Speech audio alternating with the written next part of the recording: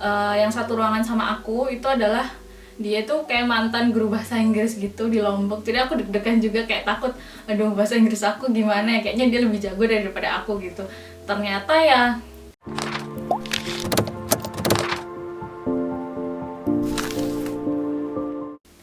hello, welcome back to my channel. Balik lagi bareng Glory di sini. Apa kabarnya kalian semua? Semoga kalian tetap sehat-sehat selalu ya. Nah, hari ini aku mau share tentang IELTS. Apa itu IELTS? Nah, sebelum aku bahas lebih lanjut, jangan lupa klik subscribe, like, dan jangan lupa juga komen di bawah ya. Nah, apa itu IELTS? IELTS adalah International English Language Testing System. Ups. Kalian denger nggak? Lagi bersin Mas Bojo. Nah, IELTS ini dibutuhkan buat kalau teman-teman mau apply UK Spouse Visa. Nah, kalau teman-teman sebelumnya udah pernah dengar yang namanya TOEFL, nah apa sih bedanya IELTS sama TOEFL? Nah, kalau IELTS itu lebih ke British English, sedangkan kalau TOEFL itu ke American English. Jadi kalau kalian mau apply UK Spouse Visa, itu kalian harus tes yang namanya IELTS.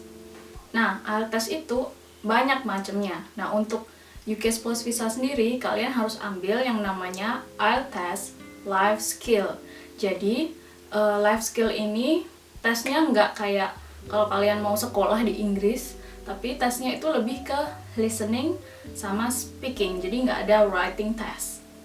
Nah, untuk UK Spouse Visa, apply UK Spouse Visa yang pertama kali, kalian butuh minimal A1 atau A1 untuk standar UK Spouse Visa. Tapi kalian bisa juga sih ambil yang lebih dari itu, kalau nggak salah B1. Tapi kalau kalian masih belum pede dengan bahasa Inggris kalian ambil aja yang level A1, karena minimal untuk UK Spouse Visa adalah level A1. Nah, untuk IELTS level A1 ini lebih ke basic English. Jadi bahasa Inggris yang kita pakai sehari-hari. Jadi bukan bahasa Inggris yang advance, bukan bahasa Inggris yang kalau kita butuhkan buat kita kayak sekolah gitu di sini, tapi lebih ke bahasa Inggris sehari-hari. Jadi yang kalau kita pakai bercakap-cakap dengan orang Inggris di sini. Nah, untuk mengikuti IELTS ini, kalian bisa ikut tesnya di salah satu center yang sudah dipilih oleh UK government. Waktu itu aku apply lewat British Council Jakarta. Jadi tesnya itu nanti kalian mesti apply online, terus bayar, terus habis itu nanti kalian bisa datang ke tes centernya untuk ikut ujiannya. Nah, untuk ujiannya sendiri itu seperti apa? Aku mau share apa yang aku dapat waktu itu. Jadi apa yang aku alami waktu ikut tes IELTS ini di British Council Jakarta. Nah, sebenarnya yang bikin aku grogi waktu itu juga waktu pertama kali masuk. Jadi aku adalah salah satu orang, satu-satunya kayaknya orang yang datang paling pagi waktu itu. Jadi belum ada orang peserta lain, baru si tim dari British Council-nya sama aku. Nah, waktu aku datang, mereka tuh benar-benar yang udah ngomong bahasa Inggris gitu. Jadi sama sekali nggak ada bahasa Indonesia. Jadi aku kayak mati deh kayak gitu.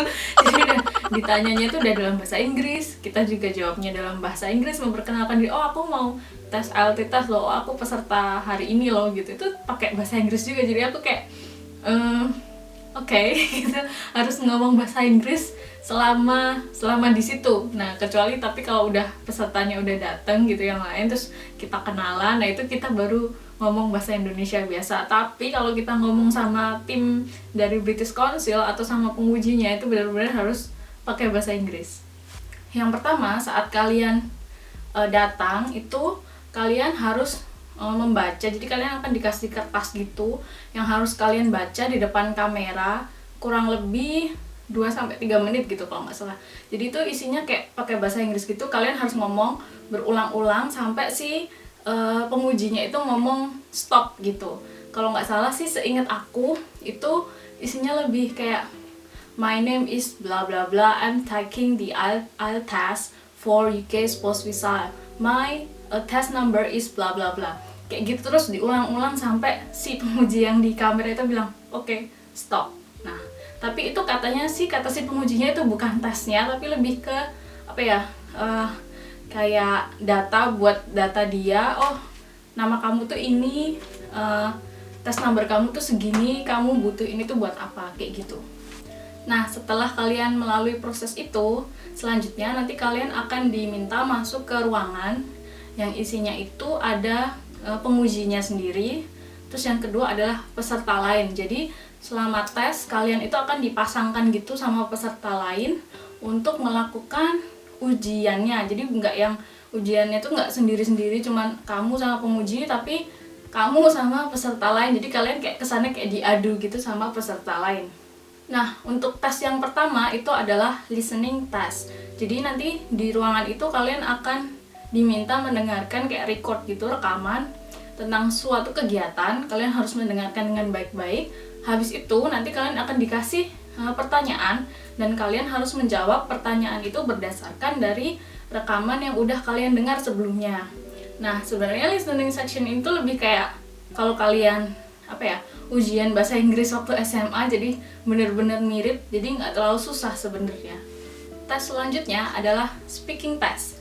Nah, speaking testnya ini akan dibagi ke beberapa bagian.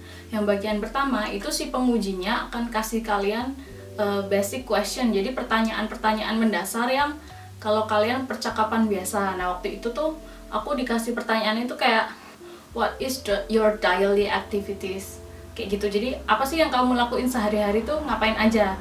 Nah, kalian mesti jawab juga dalam bahasa Inggris. Nah, nanti berdasarkan jawaban kalian dia akan nanya lagi tuh dari jawaban kalian. Ada beberapa pertanyaan yang dia tanyain selain pertanyaan itu tadi. Ada juga dia nanya aku tuh apa sih yang kamu lakukan di weekend, kayak gitu.